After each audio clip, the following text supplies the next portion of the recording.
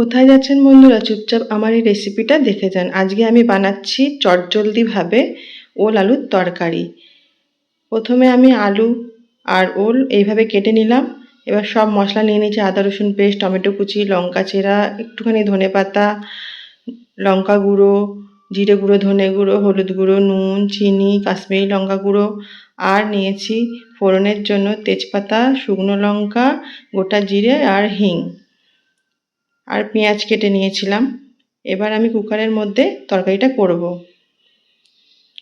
কারণ আমার বর তাড়াতাড়ি ডিউটি যাবে, তো দেরি হয়ে গেছে, ওই জন্য তাড়াতাড়ি করে কুকারে ঝটপট রান্না করে নেব।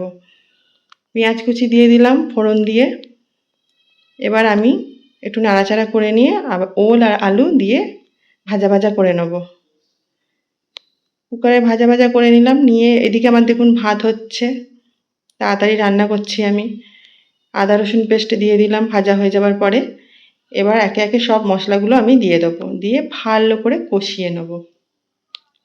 কষিয়ে রসিয়ে ভালো করে তরকারিটাকে বানাবো, কিন্তু কুকারে করে নেবো, তাড়াতাড়ি হয়ে যাবে, সিদ্ধ হতে টাইম লাগে তো কড়াইতে, সেই জন্য আমি কুকারের মধ্যেই রান্নাটা আজকে করে দেখাবো আপনাদেরকে। দেখুন বকবক করতে করতে আমার কষানো হয়ে গেছে, জল ঢেলে দিলাম। এবার আমি ঘি আর গরম মশলা দিয়ে কুকারের ঢাকনা বন্ধ করে দেবো, আর 2 মিনিটের জন্য রাখবো।